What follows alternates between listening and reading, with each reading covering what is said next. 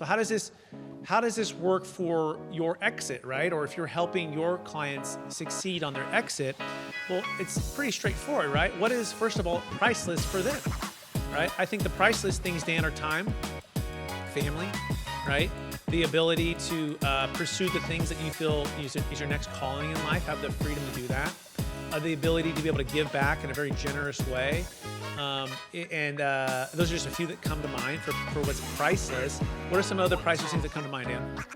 I mean, I think just the situation most of our clients find themselves in is priceless in the sense that there's only 1, 2, 3, maybe 4 moments in their life where they have the chance for a very, very large exit.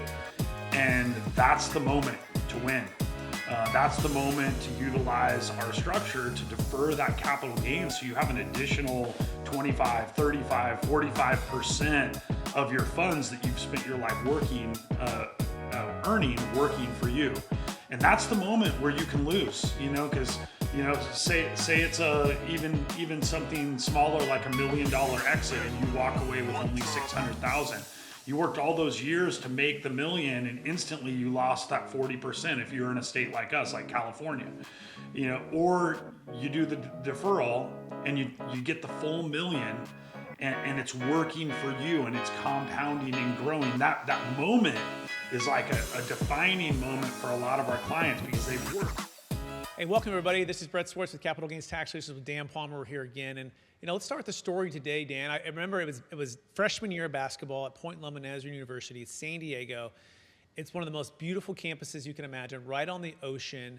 And I was a walk-on to play basketball. In fact, I played basketball in high school, but didn't get any scholarships. And so I said, I want to play in college. And so I remember calling the coach, and the coach, the assistant coach called back and said, hey, just make sure you're in good shape, right?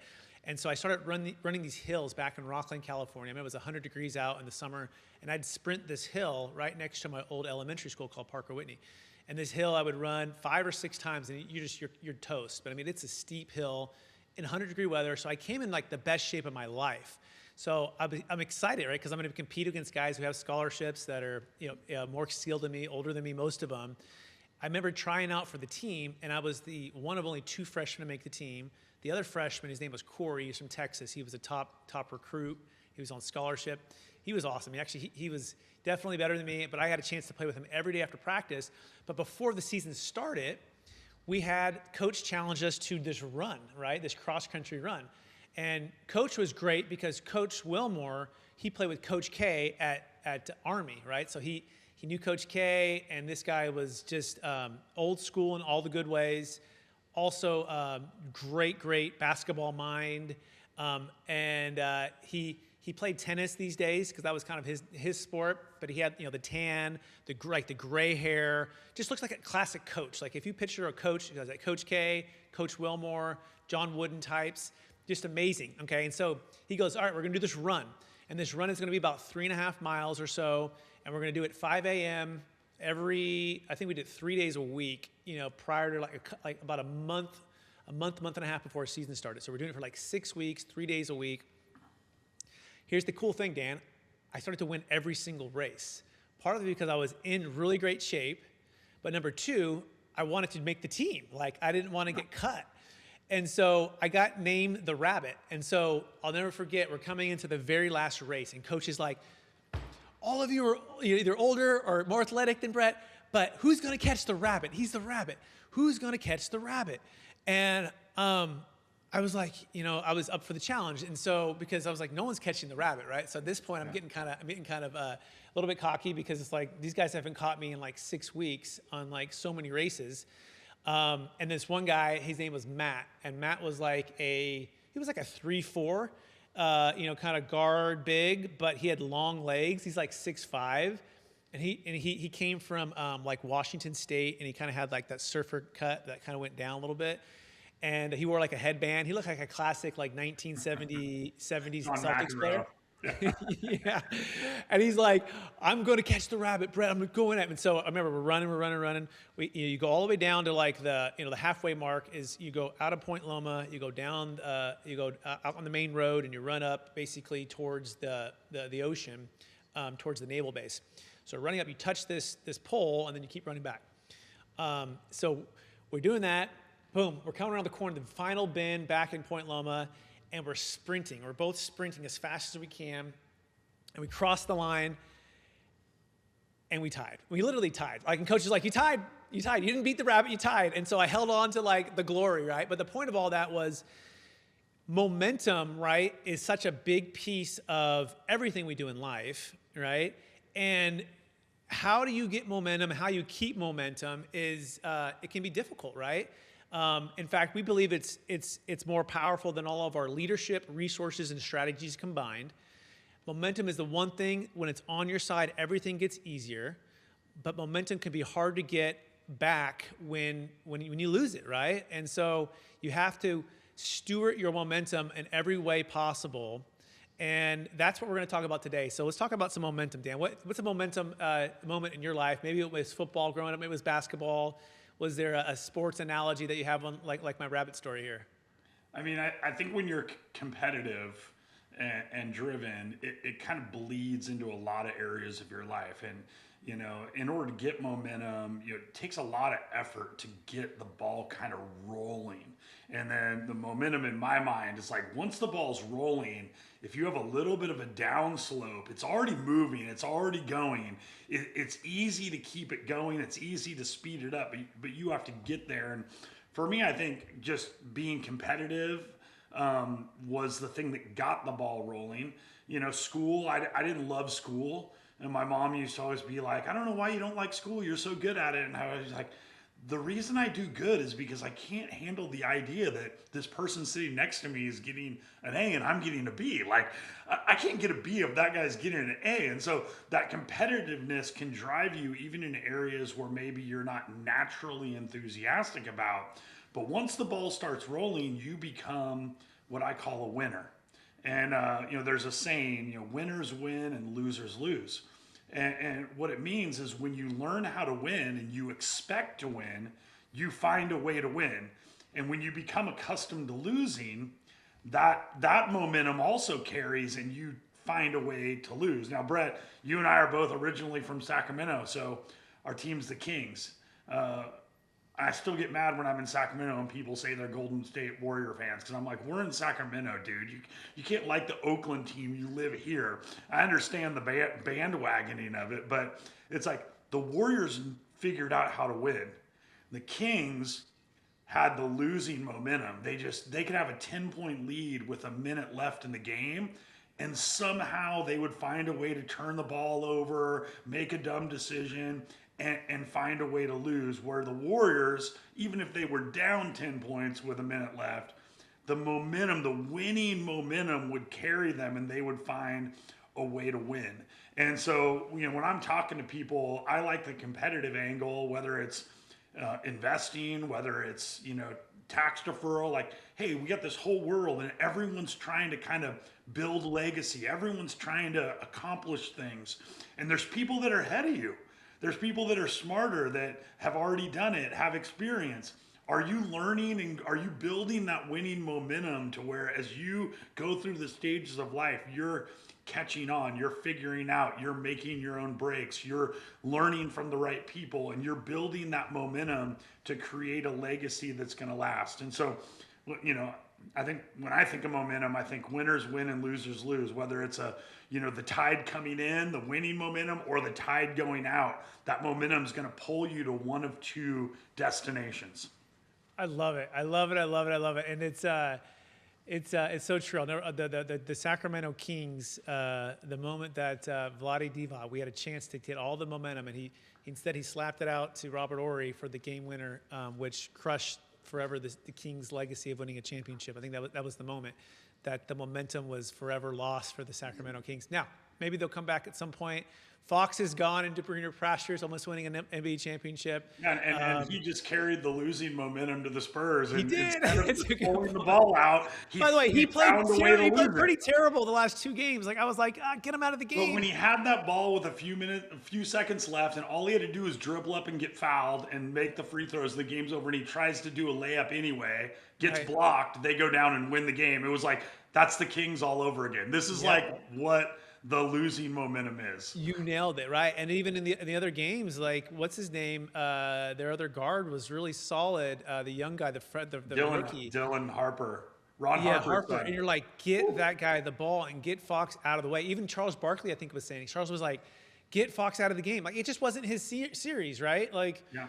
get I Dylan mean, Harper. Fox has all the ability and the skill, but when you've been in a losing organization, you can make losing decisions, and that's why I would encourage any listeners, surround yourself with winners.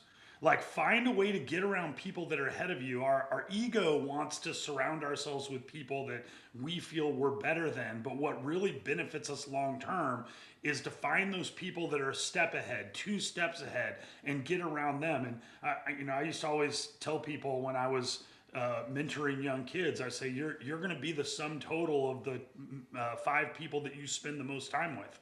And if they're ahead of you and they're achieving, you're going to achieve. If they're sitting around wasting their life, you're going to end up wasting your life. So surround yourself with some people that can teach you how to win in life. Love it. And so here's the point we want you to think about. Momentum is hard to build, easy to lose, and it's priceless to keep, right? And as it pertains to exits, this is a classic thing. Like I was running those hills. Part of what kept the momentum for me to win those races so many times in a row at early mornings was because, 2 months prior to that, I was running hills, like sprinting for probably ran that hill, I don't know, 30 times over a period of 60 days. And it was June and July heat, and then we get there, basically I think around early August to get university started right at Point Loma.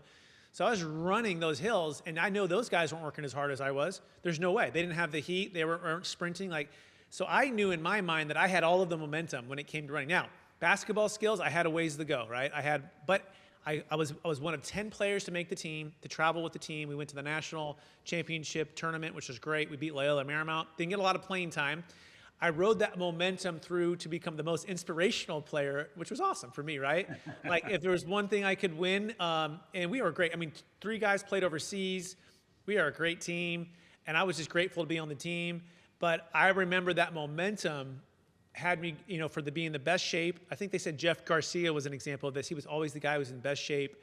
Those are the things that you can control, right? It's how hard you work and prepare on the off season to get there. But again, momentum is hard to build, it's easy to lose, and it's priceless to keep. So how does this work for your exit, right? Or if you're helping your clients succeed on their exit, well, it's pretty straightforward, right? What is, first of all, priceless for them, right? I think the priceless things, Dan, are time, family, right?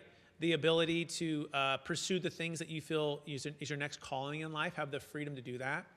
The ability to be able to give back in a very generous way. Those are just a few that come to mind for what's priceless. What are some other priceless things that come to mind, Dan? I mean, I think just the situation most of our clients find themselves in is priceless in the sense that there's only 1, 2, 3, maybe 4 moments in their life where they have the chance for a very, very large exit. And that's the moment to win. That's the moment to utilize our structure to defer that capital gain so you have an additional 25, 35, 45% of your funds that you've spent your life working, earning, working for you. And that's the moment where you can lose, because say it's even something smaller like $1 million exit and you walk away with only 600,000. You worked all those years to make the $1 million, and instantly you lost that 40% if you're in a state like us, like California. Or you do the deferral and you get the full $1 million, and it's working for you and it's compounding and growing. That moment is like a defining moment for a lot of our clients because they've climbed the ladder, and they have a chance at that moment to stay at that point of the ladder and then climb to the next level. Or if they get too scared or they don't learn the possibilities that are out there, we always say the rich stay rich because they're smart. They got CPAs, they got the people that understand how the tax code works, and they have a chance to fall down all those rungs to a financial plateau that maybe they were at a decade ago. And they had earned and they could climb to the next level, but they lose all their momentum when that big tax bill hits. And if they would have just talked to the right people, did the right research, met some of our clients who are ahead of them who've done this, they could learn, and that could be the next burst of momentum to take them to the next level. Yeah, spot on. And the other thing I've been studying is like, if you lose 10%, it's not that you need to make 10% back on your investment or your amount, right? And I'll get the exact numbers here. And I was just looking at this. I think it's like you need to earn 25%. So let me ask our good friend here, Chat GPT, and I think what's happening is you lose the 10%, but you also lose the compounding nature of that 10%. So, if you were able to hold on to, 400,000, and using the example we were using before, that 400,000 at 10% is going to kick off 40,000 a year compounding moving forward. And so I think not only do you lose that initial, amount of money, but you lose everything it would have produced for you in the years ahead. Yeah, absolutely. Yeah. And so here's an example from chat. It says gain needed equals loss divided by remaining value. So if you invest $100 and lose 50%, you now have $50. To get back to $100, you need to make $50 on the remaining $50, which is 100% gain. Right? So let's just say, let's start with half. Let's say you have a $10 million exit and you're going to pay 50% in tax. Well, you don't need to, and you just exited 100% of your business. All right? That was worth 10 million, but 50% is gone. It's almost like you ran two businesses at the same time, Dan, and you sold them both for 10 million each. Think about that, right? There's one way to think about it. Now, it's not quite 50, although it can be. If you're using a C Corp, it can be up to 60 or 70%. But just that thought of this, even if it's 30 or 40%, you basically have to double, right? You have to double what you lost in order to get it back. It's 30% is a 42.9% gain, Dan. 20% loss is a 25% gain. 10% loss is 11.1% gain. Gain needed back to break even. Plus what you just said, you've lost the ability to compound on that, right? So if you were earning cash flow along the way, it wasn't just like a stock that you bought for, $100 a share and it's down to 50. If it was producing a dividend or it was an investment that was producing cash flow, then you lose that ability as well. So this is what we're talking about here is momentum. And so we want to give you a framework to think about, right? And it's really based upon math and looking at a side-by-side comparison of, do you use a capital gains tax exit plan? We use an installment sale with a trust, the way we structure our sales typically. And what's the cost of that? What's the return on investment? How much more purchasing power do you have? Does it unlock truly passive income for you? Does it also get you the priceless ability to have more time on your side versus just paying the tax, right? That's the big decision, the momentum moment. It's the game 7, it's the fourth quarter, it's 10 seconds to go, right? It's the ninth inning and there's 2 outs and you've got an opportunity prior to the exit, by the way, important, to set this up and to execute. So I think the behavior that we really need to get clear on is to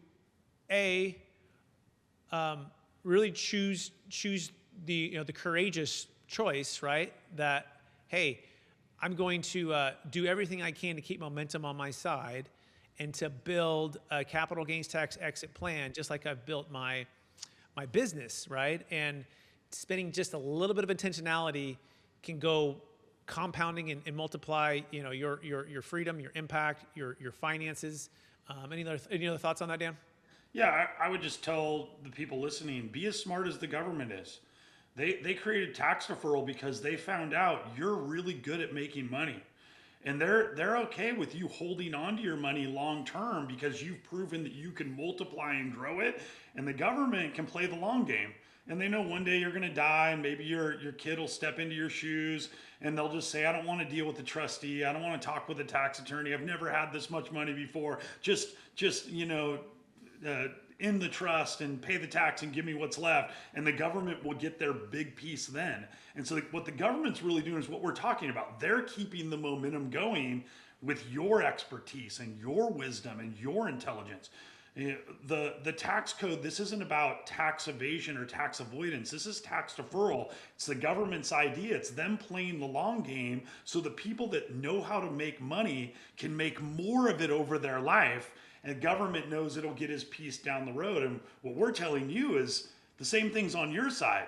If you can hold on to more of that money, you can make more. Sure, the government's going to get their piece down the road, but in the meantime, you can exponentially grow your wealth if you're able to hold on to it.